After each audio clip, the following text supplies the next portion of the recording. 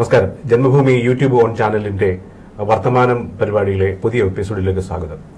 ഇന്ന് നമുക്കൊപ്പമുള്ളത് BJPയുടെ സംസ്ഥാന general secretary advocate S Suresh. Kerala രാഷ്ട്രീയത്തിന് മലയാളികൾക്ക് വളരെ സുപരിചിതനായ, ഒട്ടും ഇൻട്രൊഡക്ഷൻ വേണ്ടാത്ത വ്യക്തിത്വം. രാഷ്ട്രീയ സ്വയംസേവക സംഘത്തിലൂടെ, വിദ്യാർത്ഥി പ്രസ്ഥാനമായ ABVP-യിലൂടെ BJPയിലെത്തി.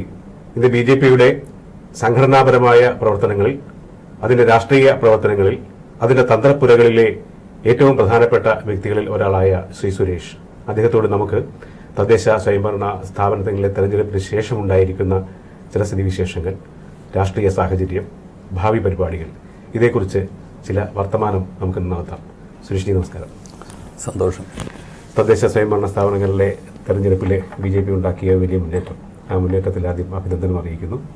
അതിന്റെ പ്രവർത്തനത്തിന് വേണ്ടി ചുക്കാൻ പിടിച്ച പ്രമുഖ വ്യക്തികളിൽ ഒരാളായ സുരേഷ് ജി, എനിക്ക് രണ്ട് കാര്യങ്ങളാണ് ചോദിക്കാനുള്ളത്. BJPയുടെ നേതൃത്വം പ്രതീക്ഷിച്ച ഒരു വിജയത്തിന്റെ എത്ര ശതമാനത്തിൽ എത്താൻ കഴിഞ്ഞു ഈ തെരഞ്ഞെടുപ്പ് ഫലം?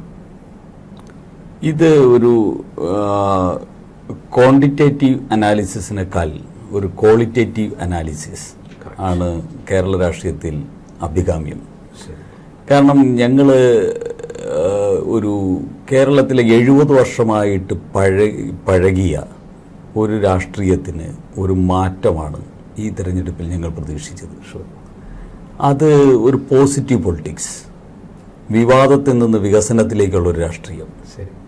ആ രാഷ്ട്രീയം വളരെ ഭംഗിയായിട്ട് ഞങ്ങൾക്ക് കേരളത്തിൽ സ്ഥാപിക്കാൻ സാധിച്ചു. അത് വേറൊന്നുമല്ല, വികസിത കേരളം എന്നുള്ള ഒരു വലിയ മുദ്രാവാക്യമായിട്ടാണ് കഴിഞ്ഞ 6 മാസങ്ങൾക്ക് മുമ്പ്, 6-7 മാസമായി മിഷൻ 2025 സ്റ്റാർട്ട് ചെയ്തത്. അപ്പോൾ ആ മിഷൻ 2025 വികസിത കേരളം എന്ന് സ്റ്റാർട്ട് ചെയ്തു. അത് തദ്ദേശ തെരഞ്ഞെടുപ്പിൻ്റെ ഒരു പ്രത്യേക സ്റ്റേജിലായപ്പോൾ അത് വികസിത പഞ്ചായത്ത്, വികസിത മുനിസിപ്പാലിറ്റി, വികസിത വാർഡ്, ഓരോ പാർട്ടി പ്രവർത്തകനും വികസിതം എന്ന് പറയുന്നത് അവൻ്റെ ജീവിതത്തിൻ്റെ, അവൻ്റെ പൊതുപ്രവർത്തനത്തിൻ്റെ ഒരു ഭാഗമായിട്ടെടുക്കുന്ന രീതിയിലേക്കൊരു തരംഗമായിട്ടത് മാറി.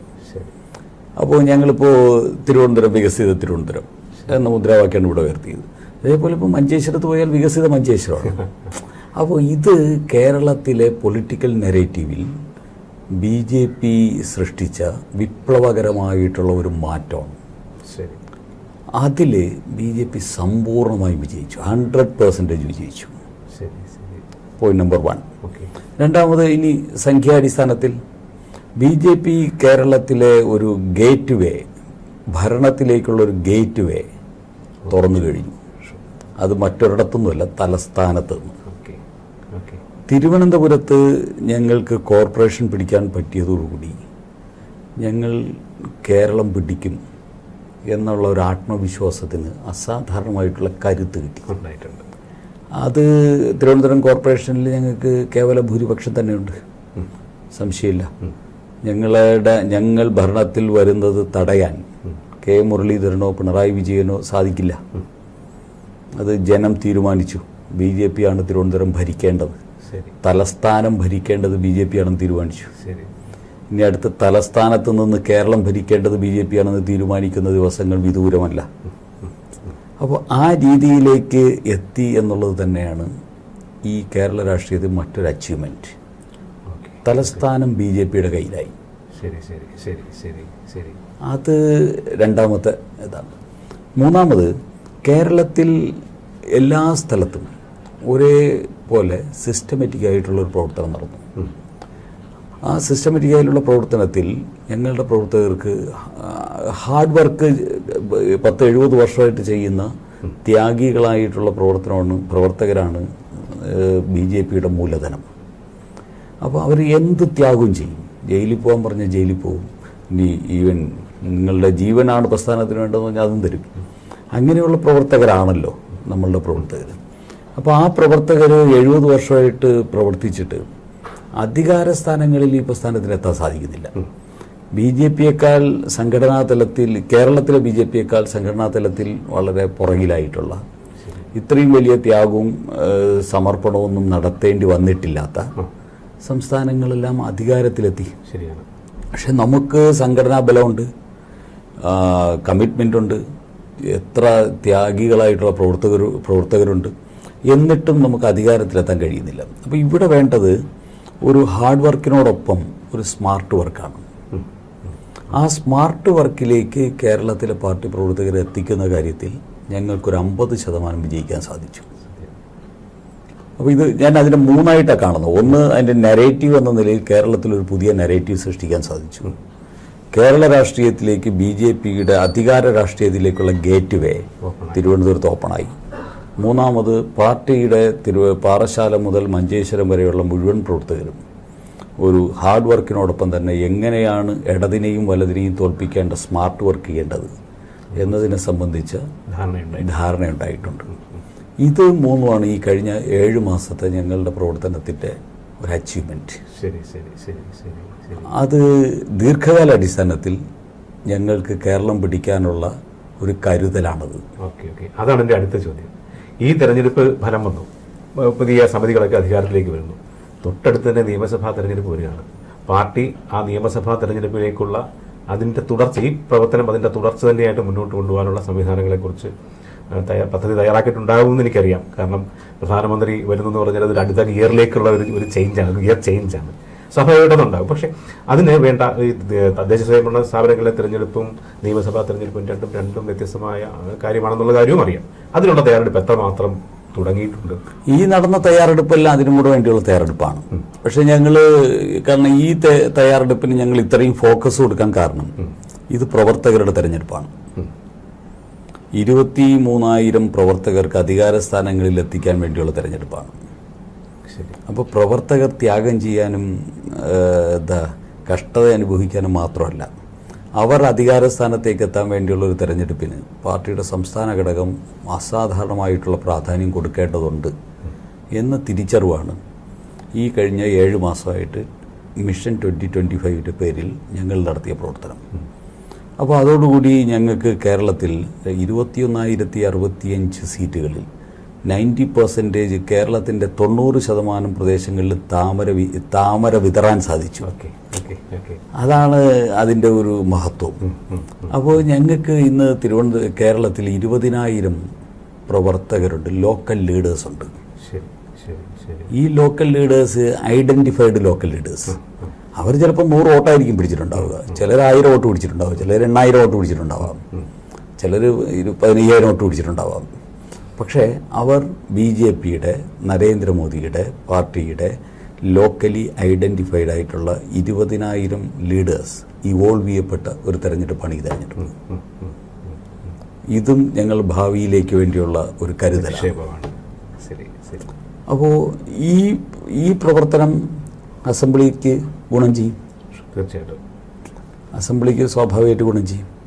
അപ്പോൾ അതുകൊണ്ട് തന്നെ ഈ തെരഞ്ഞെടുപ്പിൻ്റെ ഈ റിസൾട്ടിൻ്റെ അടിസ്ഥാനത്തിൽ ഞങ്ങൾക്കറിയാം 40,000 വോട്ട് കിട്ടിയ അസംബ്ലികളുണ്ട്, 20%-ഏറെ വോട്ട് കിട്ടിയ 40-ലേറെ അസംബ്ലികൾ. BJPക്ക് തദ്ദേശ തെരഞ്ഞെടുപ്പ് 20%-ലേറെ വോട്ട് കിട്ടിയ 40-ലേറെ അസംബ്ലികളുണ്ട്. ഞങ്ങൾ 41 പഞ്ചായത്തുകളിൽ BJP 1-ാം സ്ഥാനം അല്ലെങ്കിൽ 2-ാം സ്ഥാനം, 1-ഉം 2-ഉമായിട്ട് ഒരുമിച്ച് നിൽക്കുന്ന 46 പഞ്ചായത്തുകളുണ്ട്. 12 മുനിസിപ്പാലിറ്റികളിൽ ഞങ്ങൾ 2-ാം സ്ഥാനമാണ്. അതുപോലെ തന്നെ കേരളത്തിൽ നഗരങ്ങളിൽ BJPയുടെ വോട്ടിംഗ് പെർസെൻറ്റേജ് 30 and above ആണ്. നഗരങ്ങളിൽ BJPയുടെ വോട്ടിംഗ് പെർസെൻറ്റേജ് തിരുവനന്തപുരത്ത് അത് 36 വരെ പോകുന്നുണ്ട്. ബാക്കിയുള്ളിടത്ത് എന്തായാലും 20-25 എന്ന നിലയിൽ ആവറേജ് നഗരങ്ങളിൽ BJP വോട്ടിംഗ് പെർസെൻറ്റേജ് കൂടിയിട്ടുണ്ട്. അപ്പോൾ അതൊക്കെ ഗ്രാമങ്ങളിൽ ശരിയാണ്, കുറവാണ്. അതിന് കാരണം മറ്റൊന്നുമല്ല, 2 കാരണങ്ങളാണ്. ഗ്രാമങ്ങളിൽ വോട്ടിംഗ് പെർസെൻറ്റേജ് 2020-നേക്കാൾ പിറകി പോയിട്ടില്ല, പക്ഷേ മുമ്പോട്ട് വന്നിട്ടുണ്ട്. ഏകദേശം 500ഓളം സീറ്റുകളും വർദ്ധിച്ചിട്ടുണ്ട്. 2000-ഓളം സീറ്റാണ് ഇപ്പം. 1996 സീറ്റാണ് ഞങ്ങൾക്ക് കിട്ടിയിരിക്കുന്നത്. 2000-ഓളം സീറ്റ് കിട്ടിയിട്ടുണ്ട്. അപ്പോൾ അത്രയും വലിയ ഇമ്പ്രൂവ്മെൻ്റ് ഉണ്ടാവുമ്പോഴും പഞ്ചായത്തുകളിൽ ഞങ്ങൾക്ക് പെർസെൻറ്റേജ് 2%-ഒക്കെ വർദ്ധിച്ചിട്ടുള്ളൂ. അതിന് 2 കാരണങ്ങളാവുള്ളത്. സീറ്റ് എണ്ണത്തിന്റെ കാര്യത്തിൽ, സീറ്റ് എണ്ണത്തിന്റെ അല്ല, വോട്ടിംഗ് പെർസെന്റേജിന്റെ ഗ്രാമത്തിൽ അതിന് 2 കാരണങ്ങളാവുള്ളത്. ഒന്ന്, ഈ ഇടതുപക്ഷത്തിൽ ഇടതിന് സംഭവിച്ച വലിയൊരു അപജയം. ആ അപജയം അതിന് വേണമെങ്കിൽ ന്യൂനമർദ്ദം എന്ന് പറയാം. അങ്ങനെ ആ അപജയത്തിൽ നിന്ന് പറഞ്ഞൊരു ഒരു ഭരണവിരുദ്ധ കൊടുങ്കാറ്റ്. ഈ കൊടുങ്കാറ്റ് ലോക്കലി ക്യാഷ് ചെയ്യാൻ കുറച്ചുകൂടെ ജനകീയരായിട്ടുള്ള ആൾക്കാർ ലോക്കലി അവൈലബിൾ ആയിട്ടുള്ള UDFന് സാധിച്ചു എന്നുള്ളത് മാത്രമേ ഉള്ളൂ. അത് ഞങ്ങൾക്ക് അത് പ്രയോജനപ്പെടുത്താൻ കഴിയുന്നിടത്ത് ഞങ്ങൾക്കും പ്രയോജനപ്പെടുത്താൻ സാധിച്ചിട്ടുണ്ട്. പക്ഷെ ഞങ്ങളെക്കാൾ ലോക്കലി വർഷങ്ങളായിട്ട് ബ്ലോക്ക് മെമ്പറും പഞ്ചായത്ത് പ്രസിഡന്റും ആയിട്ടുള്ള കോൺഗ്രസ് നേതാക്കന്മാർ ലോക്കലി അവൈലബിൾ ആയതുകൊണ്ട് അവർക്ക് അനുകൂലമായിട്ട് അത് പോയിട്ടുണ്ട്. അതുകൊണ്ടാണ് ഞങ്ങൾ പറയുന്നത് ഇതൊരു താൽക്കാലിക പ്രതിഭാസമാണ്. ഇത് ഈ പഞ്ചായത്ത് ഇലക്ഷന് മാത്രം ഉണ്ടായിട്ടുള്ള ഒരു താൽക്കാലിക പ്രതിഭാസവും ഒരു താൽക്കാലിക സുനാമിയാണ്. ഇത് കൊണ്ട് ഉണ്ടാകുന്ന ആത്യന്തികമായ നഷ്ടം അല്പത്തെ സമയത്തിനുള്ളിൽ കേരളത്തിന് ബോധ്യം വരും. കാരണം ജമായത്തെ ഇസ്ലാമിയാണ് ഈ സുനാമിയുടെ ഗുണഫലം അനുഭവിക്കുന്നവർ. UDFന്റെ വിജയം എന്ന് പറഞ്ഞാൽ ജമായത്തെ ഇസ്ലാമിയുടെ വിജയമാണ്. അപ്പോൾ അത് കോൺഗ്രസ്സുകാർക്ക് തന്നെ മനസ്സിലാവുന്ന ദിവസങ്ങളാണ് ഇതൊക്കെ. അതുകൊണ്ട് ഞങ്ങളെ സംബന്ധിച്ച് കോൺഗ്രസിന് അനുകൂലമായിട്ട് ഇപ്പം വന്നേക്കുന്നത് അതൊരു ശാശ്വതമായിട്ടുള്ള കോൺഗ്രസിന് ഗുണം ചെയ്യുന്നതല്ല എന്ന ബോധ്യം ഞങ്ങൾക്കുണ്ട്. ഞങ്ങൾക്ക് 20,000-ഓളം പ്രാദേശിക നേതാക്കന്മാർ കേരളത്തിൽ ഇവോൾവ് ചെയ്ത് കഴിഞ്ഞിരിക്കുന്നു. ഞങ്ങൾക്ക് എല്ലായിടത്തും ബേസ് വോട്ട് വർദ്ധിച്ചിരിക്കുന്നു. നഗരകേന്ദ്രങ്ങളിൽ ഞങ്ങളുടെ വോട്ട് ഗണ്യമായി മുന്നേറി കഴിഞ്ഞു. തിരുവനന്തപുരം, കൊല്ലം, കോഴിക്കോട് ഉൾപ്പെടെയുള്ള കോർപ്പറേഷൻ, തൃശ്ശൂരും എറണാകുളം ഉൾപ്പെടെയുള്ള കോർപ്പറേഷൻ BJPക്ക് വലിയ മുന്നേറ്റവും ചെറിയ മുന്നേറ്റം, എന്തായാലും മുന്നേറ്റം ഉണ്ടായിട്ടുണ്ട് നഗരങ്ങളിൽ. അപ്പോൾ ഈ രീതിയിൽ BJPക്ക് എത്താൻ സാധിച്ചു. അപ്പോൾ ഈ എത്താൻ സാധിച്ചതിൻ്റെ മുഴുവൻ ഗുണം ഞങ്ങൾക്ക് അസംബ്ലിയിലുണ്ടാവും. ഞങ്ങളുടെ ഇപ്പോൾ കേരളത്തിലെ വളർച്ച കൺസിസ്റ്റന്റ് ആയിട്ടുള്ള ഒരു സ്ഥായിയായിട്ടുള്ള വളർച്ചയാണ്. ശരിയാണ്, സത്യം, സ്ഥായിയായിട്ടുള്ള വളർച്ചയാണ്. അപ്പോൾ അടിസ്ഥാന വർക്കും കൂടെ ഉണ്ടെങ്കിൽ, അടിസ്ഥാന ലീഡർഷിപ്പും കൂടെ ഉണ്ടെങ്കിൽ, തദ്ദേശ ലീഡർഷിപ്പും കൂടെ ഉണ്ടെങ്കിൽ ഈ സ്ഥായിയായിട്ടുള്ള വളർച്ച കൂടുതലും ബേസ് ശക്തമാണ്. കുറച്ചുകൂടെ വോട്ട് കൊണ്ടുപോകാൻ സാധിക്കും. അതുകൊണ്ട് ഞങ്ങൾ 2026 അസംബ്ലി തെരഞ്ഞെടുപ്പ് ഞങ്ങൾ ഓരോ അസംബ്ലിക്കും ഓരോ പ്ലാനുണ്ട്. ഞങ്ങൾ ജനറലായിട്ടുള്ള പ്ലാൻ ഒന്നുമില്ല, ഓരോ അസംബ്ലിക്കും ഓരോ പ്ലാൻ ഉണ്ടാവും. അതാത് പ്രദേശത്തെ സാഹചര്യങ്ങൾക്കനുസരിച്ചുള്ള ഒരു സ്ട്രാറ്റജി ഉണ്ടാവും. ആ സ്ട്രാറ്റജിക്ക് അനുസരിച്ച് പാർട്ടി പ്രവർത്തിക്കും. ഞങ്ങളുടെ ഇപ്പോഴത്തെ അസംബ്ലി ഇലക്ഷൻ മാത്രമല്ല, ഓരോ വോട്ടർക്കും ഓരോ സ്ട്രാറ്റജി, മൈക്രോ ലെവൽ ഇലക്ഷൻ പ്ലാനിങ്ങിലേക്ക് BJP എത്തിക്കഴിഞ്ഞിരിക്കുന്നു. അപ്പോൾ ഓരോ വോട്ടർക്കും ഓരോ സ്ട്രാറ്റജി ഉണ്ടാവും, ഓരോ പഞ്ചായത്തിനും ഓരോ സ്ട്രാറ്റജി ഉണ്ടാവും, ഓരോ അസംബ്ലിക്കും ഓരോ സ്ട്രാറ്റജി ഉണ്ടാവും. ആ രീതിയിലുള്ള പ്രവർത്തനം ഞങ്ങൾക്ക് മുമ്പോട്ട് കൊണ്ടുപോകാൻ സാധിക്കും. അതുകൊണ്ട് ഞാൻ നേരത്തെ തുടക്കത്തിൽ പറഞ്ഞതുപോലെ തന്നെ തിരുവനന്തപുരത്ത് അധികാരം പിടിച്ചുകൊണ്ട് BJPയുടെ ലക്ഷ്യം കേരളത്തിൽ അധികാരം പിടിക്കൽ തന്നെയാണ്. യാതൊരു സംശയമില്ല. എനിക്ക് 2 കാര്യങ്ങൾ ഓർമ്മ വരികയാണ്. ഒന്ന്, ഈ പരിപ്പ് ഇവിടെ വേവില്ല എന്ന് പറഞ്ഞ ഒരു സംസ്ഥാനമാണിത്. സ്വർഗീയ KG മാരാർജി പോലെയുള്ള ആൾക്കാർ, അദ്ദേഹത്തിന്റെ പ്രവർത്തന മേഖലയായിരുന്ന വയനാട്ടിൽ പോലും BJPക്ക് ഇത്ര വലിയ റൂട്ട് വലിയ വിപ്ലവകരമായ വിജയം ഉണ്ടാക്കിയിരിക്കുന്നത് വലിയ കാര്യം തന്നെ. വയനാട്ടിലെ BJPയുടെ വോട്ട് മറ്റ് ജില്ലകളെ അപേക്ഷിച്ച് ഗണ്യമായിട്ട് അവിടെ വോട്ടിംഗ് പെർസെന്റേജും കൂടിയിട്ടുണ്ടായിരുന്നു. അപ്പോൾ അന്ന് മാരാർജിയും പറഞ്ഞിരുന്നത് കേരളത്തിന്റെ വികസനം, കേരളത്തിന്റെ രക്ഷ എന്നുള്ളതായിരുന്നു അദ്ദേഹത്തിന്റെയും മുദ്രാവാക്യം. അതിന്റെ ഒരു തുടർച്ചയാണ് ഇപ്പം നടന്നുകൊണ്ടിരിക്കുന്നത്. ഇപ്പൊ BJP ജനസംഘവും BJPയും ഒക്കെ ഡൽഹി പിടിച്ച ശേഷമാണ് ന്യൂഡൽഹിയിലേക്ക് മാറിയത്. ഇതൊരു പോക്കാണ് ഇപ്പൊ ഞാൻ മനസ്സിലാക്കുന്നത്. അപ്പൊ തലയിൽ തുടങ്ങി താഴെത്തട്ടിൽ വരേക്കുള്ള ആ വളർച്ച നടന്നുകൊണ്ടിരിക്കുന്നു. ഈ വികസനം എന്ന ഒറ്റ അജണ്ടയായിരുന്നു BJP. ഞാൻ മനസ്സിലാക്കിയ ഒരു കാര്യമാണ് വികസനം. താഴെത്തട്ടിലുള്ള പഞ്ചായത്തിലെ വാർഡുകളിൽ പോലും പറഞ്ഞിരുന്നത് വികസനമാണ്.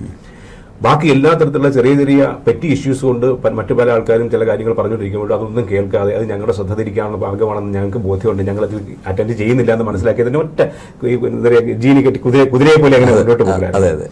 അപ്പോൾ പിന്നെ പ്രത്യേകിച്ച് പുതിയ പ്രസിഡന്റിന്റെ രാജീവ് ചന്ദ്രശേഖർ അദ്ദേഹത്തിന്റെ നിലപാടുകൾ, പ്രസ്താവനകൾ ആവർത്തിച്ചത് പറയൽ, അത് പറഞ്ഞു ഉറപ്പിക്കൽ, ഇത് ജനങ്ങൾ സ്വീകരിച്ചു എന്നാണ് തെരഞ്ഞെടുപ്പിന്റെ ഫലം കാണുന്നത്. പക്ഷെ അത് എത്രമാത്രം ആഴത്തിൽ പോകുന്നുണ്ട്, ആ അജണ്ടയിൽ തന്നെ നമുക്ക് ഈ നിയമസഭാ തെരഞ്ഞെടുപ്പിൽ സ്റ്റിക്ക് ഓൺ ചെയ്ത് നിൽക്കാൻ ആണോ ഉദ്ദേശിക്കുന്നത്?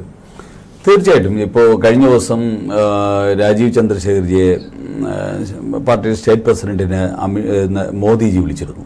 മോദിജി വിളിച്ചിട്ട് മോദിജി പറഞ്ഞത്, രാജീവേട്ടനോട് പറഞ്ഞത്, 1987 ഞങ്ങൾ ഗുജറാത്തിൽ ആരംഭിച്ചത് അഹമ്മദാബാദ് പിടിച്ചിട്ടാണ്. എന്നിട്ടാണ് ഞങ്ങൾ ഗുജറാത്ത് പിടിക്കുന്നത്. അതുപോലെ നിങ്ങൾ 2025 തിരുവനന്തപുരം പിടിച്ചു. കൺഗ്രാജുലേഷൻസ്. ഇതാണ് രാജീവേട്ടന് കൊടുത്ത അനുമോദനം ഇങ്ങനെയാണ്. അപ്പോൾ അതുകൊണ്ടാണ് ഞാൻ പറഞ്ഞത് ഇതൊരു അധികാരത്തിലേക്കുള്ള ഗേറ്റ് വേ ആണ്. തിരുവനന്തപുരത്ത് രാജീവ് ചന്ദ്രശേഖർ പാർലമെന്റിൽ മത്സരിച്ച ആളാണ്. അദ്ദേഹത്തിന് തുച്ഛമായ വോട്ടുകൾക്ക് പരാജയപ്പെട്ടു. പക്ഷെ അദ്ദേഹം പോയില്ല. അദ്ദേഹം ഇവിടെ നിന്നിട്ട് തിരുവനന്തപുരത്തിൻ്റെ വികസിത തിരുവനന്തപുരം എന്ന് പറഞ്ഞൊരു വലിയ കാഴ്ചപ്പാട് വെച്ചു. ആ കാഴ്ചപ്പാട് മാത്രം പറഞ്ഞുകൊണ്ടേയിരുന്നു. ആ കാഴ്ചപ്പാടാണ് ഇന്ന് കേരളത്തിലെ ഏറ്റവും സെക്കുലർ കാഴ്ചപ്പാട്. ശരിയാണ്. ഏറ്റവും എന്താ പറയുക, സർവാശ്ലേഷിയായ കാഴ്ചപ്പാട്, എല്ലാവരെയും ചേർത്ത് പിടിക്കുന്ന കാഴ്ചപ്പാട് എന്ന് പറയുന്ന വികസനമാണ്. വികസനത്തിന് മതമില്ല, ജാതിയില്ല, പ്രാദേശികതയില്ല, ഒന്നുമില്ല.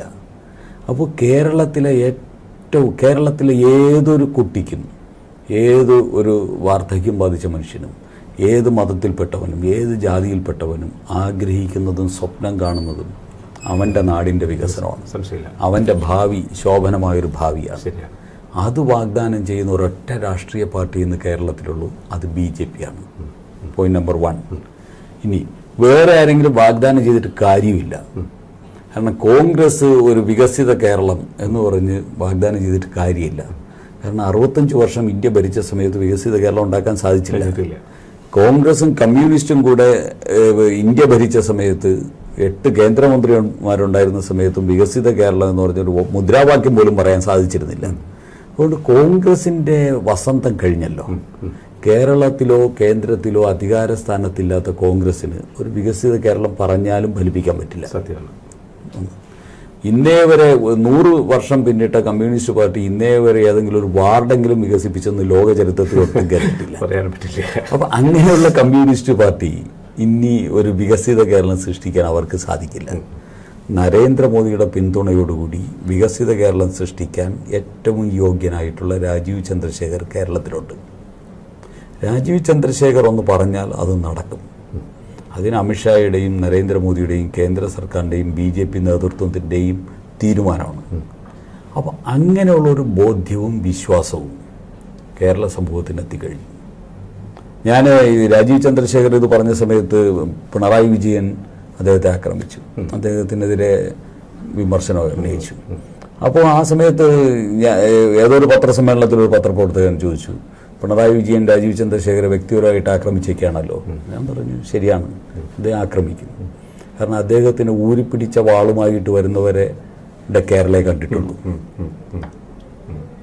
വിജ്ഞാനത്തിൻ്റെയും ഭരണ മികവിൻ്റെയും അതോടൊപ്പം തന്നെ ഒരു ആ തലത്തിലേക്ക് ഉയർന്ന് ചിന്തിക്കുന്ന ഒരു പുതിയ കേരളത്തെ കാണാനുള്ള ശേഷി പിണറായി വിജയനില്ല. ഊരിപ്പിടിച്ച വാളുകളുടെയും വലിച്ചെറിയുന്ന ബോംബുകളുടെയും കേരളം അവസാനിക്കുന്നു. ടെക്നോക്രാറ്റും അതോടൊപ്പം തന്നെ വിജ്ഞാനത്തിൻ്റെയും വിഷണറിയുമായിട്ടുള്ള നേതാക്കന്മാർ നേതൃത്വം നൽകുന്ന പുതിയ കേരളം ആരംഭിക്കുന്നു.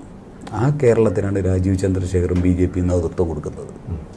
അത് ഭാവിയുടെ കേരളമാണ്, യുവാക്കളുടെ കേരളമാണ്, വിദ്യാർത്ഥികളുടെ കേരളമാണ്, സ്വന്തം കുഞ്ഞുങ്ങളെ സ്നേഹിക്കുന്ന രക്ഷിതാക്കളുടെ കേരളമാണ്.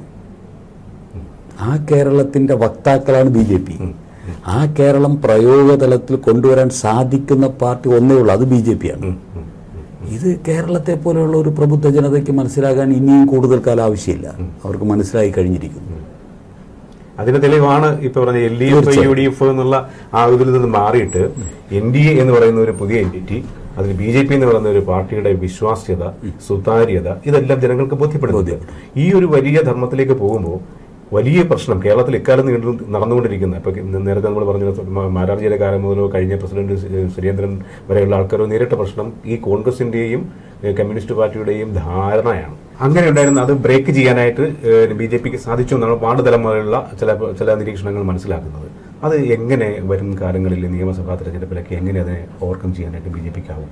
അല്ല, BJPയെ തോൽപ്പിക്കുക എന്ന് പറയുന്നത് ഇടത് വലത് അജണ്ടയാണ്. അതിന് ജമായത്ത് ഇസ്ലാമിയുടെയും SDPയുടെയും പിന്തുണയുണ്ട്.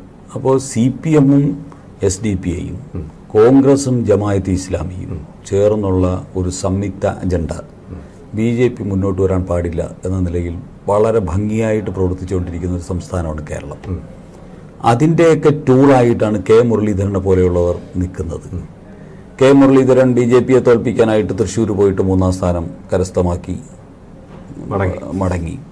കെ മുരളീധരൻ തിരുവനന്തപുരത്ത് വന്ന് BJP കോർപ്പറേഷൻ പിടിച്ചു കളയും, അതുകൊണ്ട് ഇവിടെ വന്ന് ഞാൻ പ്രവർത്തിക്കുമെന്ന് പറഞ്ഞ് 3-ാം സ്ഥാനം കൊണ്ട് മടങ്ങി.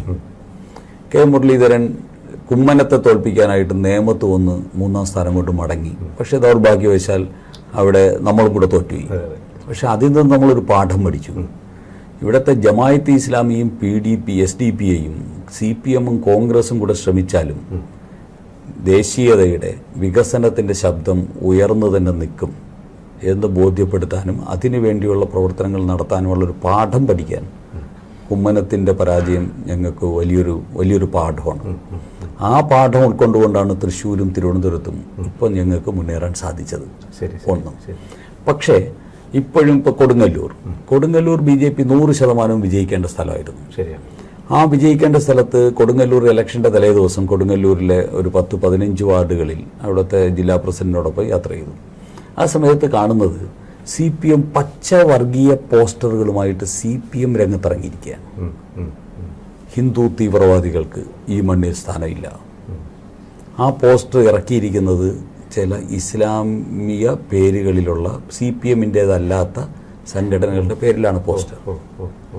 അപ്പോൾ അങ്ങനെ ആ രീതിയിൽ സംയുക്തമായി അവിടുത്തെ ഇസ്ലാമിക തീവ്രവാദ ഗ്രൂപ്പുകളും CPMും സംയുക്തമായി പ്ലാൻ ചെയ്തിട്ട് BJPയുടെ ഒരു 4 സീറ്റ് പരാജയപ്പെടുത്തി. BJPക്ക് അല്ലാതെ കിട്ടാമായിരുന്ന ചില സീറ്റുകൾ പരാജയപ്പെടുത്താൻ വന്നു. മുമ്പ് K സുരേന്ദ്രനെ തോൽപ്പിച്ചിട്ടുള്ളതുപോലെ, അല്ലെങ്കിൽ മറ്റു ചില ആൾക്കാരെ ടാർഗറ്റ് ചെയ്ത് തോൽപ്പിച്ചിട്ടുള്ള ജമായത്ത് ഇസ്ലാമിയുടെ രീതി ഇപ്പോൾ പല പഞ്ചായത്തുകളിലും ഉണ്ടായിട്ടുണ്ട്. ഇനി തൃപ്പൂണിത്തുറ BJPക്ക് മുമ്പിൽ വരാൻ സാധിച്ചു. പക്ഷെ തൃപ്പൂണിത്തുറയിലെ സ്ഥാനാർത്ഥികളെ ഒന്ന് പരിശോധിക്കണം. ആ സ്ഥാനാർത്ഥികളിൽ പലരും ശങ്കാണ്. മാർക്സിസ്റ്റ് പാർട്ടിയുടെ ബ്രാഞ്ച് സെക്രട്ടറി, മാർക്സിസ്റ്റ് പാർട്ടിയുടെ ലോക്കൽ കമ്മിറ്റി മെമ്പർ മത്സരിച്ചത് അരിവാളിലല്ല. അരിവാൾ അവന് അപമാനമാണ്, അവൻ ശങ്കിലാണ് മത്സരിച്ചത്. അപ്പോൾ ആ ശങ്കിൽ മത്സരിക്കുന്നതിന്റെ പിന്നിലും എന്താ BJPയെ തോൽപ്പിക്കാൻ അരിവാൾ വേണമെങ്കിലും കളഞ്ഞേക്കാം, അടിസ്ഥാനം കളഞ്ഞാലും എന്ത് അടിസ്ഥാനവും കളയാം, പക്ഷെ BJPയെ തോൽപ്പിച്ചാൽ മതി എന്ന് പറഞ്ഞ് എത്രയും തരംതാണ അവസ്ഥയിൽ സ്വന്തം പാർട്ടിയുടെ ഐഡന്റിറ്റിയും സ്വന്തം ആദർശവും ഒക്കെ കളഞ്ഞ് BJPയെ എങ്ങനെയും തോൽപ്പിക്കണമെന്ന് തീരുമാനിച്ചുറപ്പിച്ചിരിക്കുന്ന ആൾക്കാരായിട്ട് കേരളത്തിലെ കോൺഗ്രസും CPMും പോകുമ്പോൾ സത്യത്തിൽ BJPയുടെ പ്രവർത്തകർ ഒരു വലിയ ചലഞ്ചാണ്. ആ ചലഞ്ചാണ് ഏറ്റെടുക്കുന്നത്. അതുകൊണ്ട് ഞങ്ങളുടെ ഇവിടുത്തെ ഓരോ മുന്നേറ്റവും 1000 മടങ്ങ് മധുരിക്കുന്ന മുന്നേറ്റങ്ങളാണ്. കാരണം BJP ഇവിടുത്തെ ഹിന്ദുത്വ പ്രസ്ഥാനങ്ങൾ കേരളത്തിൽ നേരിടുന്ന വെല്ലുവിളികൾ എന്താ? ഇന്ത്യയിൽ ഒരിടത്തും ഇല്ലാത്ത കോൺഗ്രസ് എന്ന് പറയുന്നതിനെ നേരിടേണ്ട അവസ്ഥ കേരളത്തിലെ BJP പ്രവർത്തകർക്കേ ഉള്ളൂ. ഇന്ത്യയിൽ ഒരിടത്തും ഇല്ലാത്ത കമ്മ്യൂണിസത്തെ ചുമക്കുന്ന ആൾക്കാരെ നേരിടേണ്ട അവസ്ഥ ഞങ്ങൾക്ക് മാത്രമേ ഉള്ളൂ. ഇന്ത്യയിൽ നിന്ന് ഉന്മൂലനം ചെയ്തുകൊണ്ടിരിക്കുന്ന ഭീകരവാദ വിഘടനവാദ ശക്തികളുടെ കേന്ദ്രങ്ങൾ, സ്ലീപ്പിംഗ് സെല്ലും അല്ലാത്തതുമായിട്ടുള്ള സെല്ലുകൾ ഇന്ന് നിലനിൽക്കുന്നത് കേരളത്തിലാണ്. അപ്പോൾ ഇതിനെയൊക്കെ പിന്നെ നമ്മുടെ ഒരു കൂട്ടം മാധ്യമം ഇതേ ഈ ഇസ്ലാമിക ഭീകരവാദത്തോടും കമ്മ്യൂണിസ്റ്റ് കോൺഗ്രസ് കപട മതേതരത്വത്തോടും ലയിച്ച് പോകുന്ന ഇവിടുത്തെ മാധ്യമങ്ങൾ ഇത്രയും നേരിട്ടുകൊണ്ട് പാർട്ടിയെ ഓരോ ചുവടും മുന്നോട്ട് നയിക്കേണ്ട അവസ്ഥയാണ് കേരളത്തിലെ പാർട്ടി പ്രവർത്തകർക്കുള്ളത്. ഇത്രയും ശത്രുക്കളെ ഒരേ സമയത്ത് നേരിട്ട് മുന്നോട്ട് പോകേണ്ട അവസ്ഥ BJPയുടെ ഇന്ത്യയിലെ മറ്റൊരു സംസ്ഥാനത്തുമില്ല. അത് BJPയുടെ കേരളത്തിലെ പ്രവർത്തകർ മാത്രം അനുഭവിക്കുന്ന ഒരു പ്രത്യേക പ്രതിഭാസമാണ്. പക്ഷെ ഈ പ്രതിഭാസത്തെയും BJPക്ക് അതിജീവിക്കാൻ സാധിക്കുന്നു എന്നതാണ് തിരുവനന്തപുരം പിടിച്ചതിലൂടെ, തൃപ്പൂണിത്തുറ പിടിച്ചതിലൂടെ ഒക്കെ, പാലക്കാട് മൂന്നാമതും നിലനിർത്തിയതിലൂടെ ഒക്കെ, കോഴിക്കോട്ടെ മുന്നേറ്റം കാണാതിരിക്കണ്ട, നിലനിർത്തിയതിലൂടെ നമുക്ക് കാണാൻ സാധിക്കുന്നു. അതോടൊപ്പം തന്നെ കോഴിക്കോട് പോലെയുള്ള സ്ഥലത്ത് കണ്ണൂർ ഒന്നുണ്ടായിരുന്ന 4 തലശ്ശേരിയിൽ ഞങ്ങൾക്ക് മുന്നേറ്റം ഉണ്ടായി. അതോടൊപ്പം തന്നെ കോഴിക്കോട് നമ്മൾ ഇരട്ടിയിലേറെ മുന്നേറ്റം ഉണ്ടായി. അപ്പോൾ ഇങ്ങനെയുള്ള സ്ഥലങ്ങളിലെ മുന്നേറ്റങ്ങൾ ഇതിനെയൊക്കെ അതിജീവിക്കാൻ കേരളത്തിലെ പ്രവർത്തകർ പ്രാപ്തരായി. ഇനി ഈ വെല്ലുവിളി, ഇത്തരത്തിലുള്ള പ്രതിരോധങ്ങളും BJPയോട് ചെലവാകില്ല എന്ന വളരെ വ്യക്തമായ സന്ദേശമാണ് ഇതിലൂടെ കൊടുത്തിരിക്കുന്നത്. അപ്പോൾ അതുകൊണ്ട് അസംബ്ലി തെരഞ്ഞെടുപ്പിനെ നേരിടുന്ന സമയത്ത് ഞങ്ങൾക്ക് തികഞ്ഞ ആത്മവിശ്വാസമാണ്.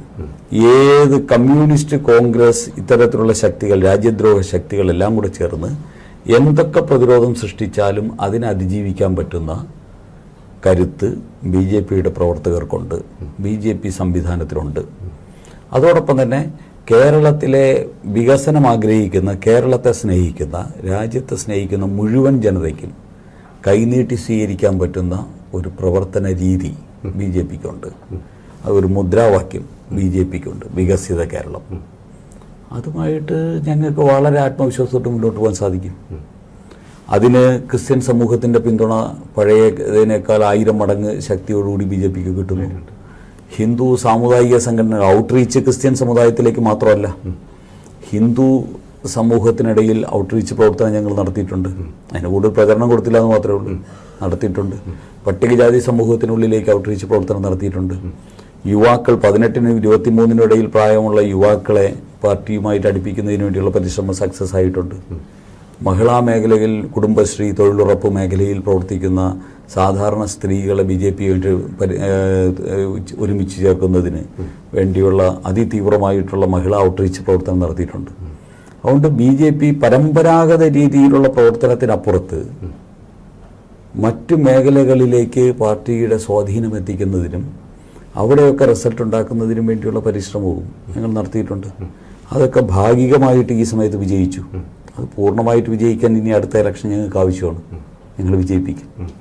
അപ്പോഴും ഞാൻ എൻ്റെ നേരത്തെ സുരേഷ് പറഞ്ഞ കാര്യത്തിന് തന്നെ ഞാൻ ഒന്നുകൂടെ എംഫസിസ് ചെയ്ത് ചോദിക്കുന്നതിന് കാര്യം അത് കുറച്ച് വിശദീകരണം ആവശ്യമുള്ള കാര്യങ്ങളാണ്. കാരണം കേരളം സാമ്പത്തികമായിട്ട് ഒക്കെ അപകടകരമായ സ്ഥിതിയിലേക്ക് പോകുമ്പോഴും കേരളത്തിൻ്റെ കമ്മ്യൂണലി കേരളം ഒരു സമാധാനപരമായ സംസ്ഥാനമായിരുന്നതിനെ ഇത്രയും മോശമാക്കി മാറ്റിയിട്ട് അതിന് കൂട്ടുനിൽക്കുന്ന ആൾക്കാരെ രണ്ട് മുന്നണികളും മാറി മാറി ഇങ്ങനെ സ്വീകരിക്കാനുള്ള ഒരു തൻ്റെ ഇടം, അതിൻ്റെ ആ ഉദ്ദേശം എന്താണ്? എന്താ ശരിക്കും അവരുടെ ഒരു മാനസികാവസ്ഥ എങ്ങനെ BJPയെ തോൽപ്പിക്കുക എന്നുള്ളതിനപ്പുറത്തേക്ക് മറ്റെന്താണ് അതിൻ്റെ പിന്നിൽ ഒരു അജണ്ട ഉണ്ടെന്നുള്ളതായിട്ട് തോന്നിപ്പോകുന്നുണ്ട്. കോൺഗ്രസും കമ്മ്യൂണിസ്റ്റും ഇസ്ലാമിക തീവ്രവാദത്തിൻ്റെ അടിമകളായിട്ട് മാറ്റപ്പെട്ടിരിക്കുന്ന ഒരു സംസ്ഥാനമാണ്. കാരണം അവർ ധരിച്ചു വെച്ചേക്കുന്നത് ഇവിടുത്തെ ഹിന്ദുവിനെ എങ്ങനെയും മാനേജ് ചെയ്യാം, ക്രിസ്ത്യാനിയെ എങ്ങനെയും മാനേജ് ചെയ്യാം. പക്ഷേ മറ്റവരെ പ്രീണിപ്പിച്ചേ പറ്റൂ. മറ്റവരുടെ പുറകെ പോയി ആ വോട്ടാണ് നമ്മളുടെ വിജയത്തിന് ആധാരമായിട്ടുള്ള വോട്ട്. അതുകൊണ്ട് മുസ്ലിം സമൂഹത്തെ സാധാരണ മുസ്ലിങ്ങളല്ല ഉദ്ദേശിക്കുന്നത്. സാധാരണ മുസ്ലിം കയ്യിൽ BJPയോടൊപ്പം നിൽക്കാൻ തയ്യാറാണ്. ഇപ്പോൾ അത്യാവശ്യം രാജ്യത്തിനോട് പ്രതിബദ്ധ, സ്വന്തം കുടുംബത്തിനോട് സ്നേഹമൊക്കെ ഉള്ള, സ്വന്തം മക്കളൊന്നും തീവ്രവാദികളാകരുത് എന്ന് പ്രാർത്ഥിച്ച് എല്ലാ ദിവസവും പ്രാർത്ഥിക്കുന്ന ഒരുപാട് മുസ്ലിം അച്ഛന്മാരെയും അമ്മമാരെയും ഞങ്ങൾക്കറിയാം. അപ്പം അങ്ങനെയുള്ളവരൊക്കെ ഈ BJP വന്നെങ്കിലോ ഈ തീവ്രവാദത്തെ നശിപ്പിക്കാം, രാജ്യം നന്നാവും എന്ന് ചിന്തിക്കുന്ന എത്രയോ മുസ്ലിം സഹോദരന്മാരെ നമുക്കറിയാം. അപ്പോൾ ഇസ്ലാമിക തീവ്രവാദത്തെ സംരക്ഷിച്ചാൽ മാത്രമേ കേരളത്തിൽ മാറി മാറി അധികാരത്തിലിരിക്കാൻ പറ്റൂ, അല്ലെങ്കിൽ സ്ഥിരമായി അധികാരത്തിലിരിക്കാൻ പറ്റൂ എന്ന വിചാരത്തിൻ്റെ അടിമയായിട്ട് ഇടതും വലതും കേരളത്തിൽ മാറിക്കഴിഞ്ഞിരിക്കുന്നു. അത് ഒരർത്ഥത്തിൽ സ്വാഗതാർഹമാണ്. കാരണം അവർ സ്വയം നശിക്കാൻ ഇതിലപ്പുറം വേറൊന്നും ആവശ്യമില്ല. കാരണം കമ്മ്യൂണിസ്റ്റ് പാരമ്പര്യം അതല്ലല്ലോ. കമ്മ്യൂണിസ്റ്റ് പാരമ്പര്യം വയലാറും പുന്നപ്രയുമൊക്കെ ഈ കമ്മ്യൂണിസ്റ്റ് പാർട്ടിയുടെ ചെങ്കൊടിയെ ഉയർത്തിപ്പിടിക്കാനായിട്ട് വീരബലിദാനികളായിട്ടുള്ളവരിൽ ആരും തീവ്രവാദികളല്ലല്ലോ. അവരെല്ലാം വെറും സാധാരണ അടിസ്ഥാന ജനവിഭാഗവും പട്ടികജാതിക്കാരനും പിന്നോക്ക ജനവിഭാഗമല്ലേ. അവനല്ലേ ഈ കമ്മ്യൂണിസത്തെക്കുറിച്ച് ഏറ്റവും അമൂർത്തമായ സ്വപ്നങ്ങളൊക്കെ കണ്ട് മുന്നോട്ട് പോയത്. അപ്പോൾ അവരുടെയൊക്കെ ആത്മാവിനെ പോലും വഞ്ചിച്ചിട്ടല്ലേ ഈ ഇസ്ലാമിക തീവ്രവാദികളുടെ പിന്നാമ്പുറങ്ങളിൽ അഭയം തേടുന്ന കമ്മ്യൂണിസ്റ്റ് പാർട്ടി. അതുകൊണ്ട് ആര് മാപ്പ് കൊടുക്കാനാ? ഈ കമ്മ്യൂണിസ്റ്റ് പാർട്ടി സ്വയം നശിക്കല്ലേ. ഇന്നൊരു കുടുംബ പാർട്ടിയായിട്ട് മാറിയില്ലേ. പിണറായി വിജയൻ മൈനസ് ആയിക്കഴിഞ്ഞാൽ പിന്നെ കമ്മ്യൂണിസം ഇല്ലല്ലോ, അത് തീർന്നു. കോൺഗ്രസ് സ്വാഭാവികമായിട്ട്, കോൺഗ്രസിൽ ഇപ്പോൾ എന്താ ഉള്ളത്? കോൺഗ്രസിൻ്റെ മലബാറിലേക്ക് കോൺഗ്രസിൻ്റെ നേതാക്കന്മാർ, മുസ്ലിം നേതാക്കന്മാർ പോലും നിലനിൽപ്പില്ല. കാരണം മുസ്ലിം ലീഗിൻ്റെ അടിയാളന്മാരായിട്ടുള്ളവർക്ക് കോൺഗ്രസ് നിലനിൽപ്പുള്ളൂ. ഒരു പാർട്ടിയുടെ മണ്ഡലം പ്രസിഡന്റ് ആവണമെങ്കിൽ പോലും മുസ്ലിം ലീഗിൻ്റെ തിട്ടൂരം വേണം, എങ്കിലേ കോൺഗ്രസിന്റെ 12% ആവാൻ പറ്റും. ഈ അധോഗതി ബാധിച്ചിരിക്കുന്നു കോൺഗ്രസിന്. കേരള കോൺഗ്രസുകൾ പോയതോടുകൂടി കോൺഗ്രസ് എന്ന് പറയുന്ന സാധനം ഇങ്ങനെ നശിച്ച് നാമാവിശേഷമായിരിക്കുക. അപ്പോൾ ഈ കോൺഗ്രസിനോ CPM-നോ സ്വയം ആത്മവിശ്വാസമില്ല, അവരുടെ കാഴ്ചപ്പാടിനെ സംബന്ധിച്ച് ആത്മവിശ്വാസമില്ല, ജനത്തെ പറ്റിക്കാൻ ഇനി സാധിക്കുമെന്നുള്ള ബോധ്യമില്ലാതെ വരുമ്പോൾ അവർക്ക് ഈ തീവ്രവാദികളുടെ വോട്ട് ആവശ്യമായിട്ട് വരുന്നു. അതിനെ ജനങ്ങളുടെ മുമ്പിൽ ബോധ്യപ്പെടുത്താൻ ഇന്ന് BJPക്ക് ഒരു പരിധിവരെ സാധിച്ചിട്ടുണ്ട്. ഇത് എല്ലാവരുടെയും വിഷയമാണ്.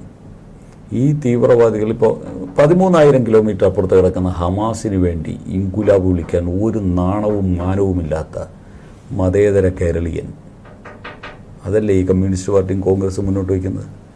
അതേസമയത്ത് ഇവിടെ ഇസ്രയേലിൽ മരണപ്പെട്ടുപോയ ഒരു ക്രിസ്ത്യൻ നേഴ്സ് മരണപ്പെട്ടുപോയാൽ അവർക്ക് വേണ്ടി ഒരു മെഴുകുതിരി കത്തിക്കാൻ ഈ കമ്മ്യൂണിസ്റ്റുകാരും കോൺഗ്രസ്സുകാരും കാണുന്നില്ല. അപ്പോൾ ഈ മുദ്രാവാക്യം വിളിക്കുന്ന മുസ്ലിമിന് അനുകൂലമായിട്ടല്ല, മുസ്ലിമിന് അനുകൂലമായതുകൊണ്ടല്ല, അതിൻ്റെ പേരിൽ കുറേ വോട്ട് നമുക്ക് കിട്ടണമെങ്കിൽ മാനവികതയല്ല, മനുഷ്യത്വമല്ല, മതേതരത്വമല്ല, താത്കാലികമായിട്ടുള്ള വോട്ടിന് വേണ്ടി എന്ത് കാപട്യവും കാണിക്കാൻ യാതൊരു മടിയുമില്ലാത്ത സാധനങ്ങളായിട്ട് കമ്മ്യൂണിസ്റ്റുകാരും കോൺഗ്രസ്സുകാരും മാറുന്നു. ഇത് ഇന്നത്തെ മുഖ്യധാരാ മാധ്യമങ്ങളല്ലാത്ത സോഷ്യൽ മീഡിയ സംവിധാനങ്ങൾ വഴി ജനങ്ങൾ അതേപടി അപ്പോഴപ്പോഴായിട്ട് അറിഞ്ഞുകൊണ്ടിരിക്കുന്നു. അതിൻ്റെ ഗുണഫലം ഞങ്ങൾക്ക് ലഭിക്കുന്നുണ്ട്, BJPക്ക് സ്വാഭാവികമായിട്ട് അതിൻ്റെ ഗുണഫലം ലഭിക്കുന്നുണ്ട്. അതുകൊണ്ട് മാറും. രാജീവ് ചന്ദ്രശേഖരൻ്റെ വളരെ കേരളം ഏറ്റുപിടിച്ചൊരു മുദ്രാവാക്യമുണ്ട്, മാറാത്തത് ഇനി മാറും. മാറാത്തത് ഇനി മാറട്ടെ, വലിയ മാറ്റങ്ങൾക്ക് കേരളം സാക്ഷ്യം വഹിക്കട്ടെ. അതിനുവേണ്ടിയുള്ള തയ്യാറെടുപ്പുകളിൽ അങ്ങയുടെ പ്രവർത്തനങ്ങളിൽ എല്ലാ വിജയങ്ങളും ആശംസിച്ചുകൊണ്ട് നമുക്ക് ഇനിയും കാണാം എന്ന് പ്രതീക്ഷിച്ചുകൊണ്ട് നിർത്തുന്നു. ഓക്കെ, സന്തോഷം.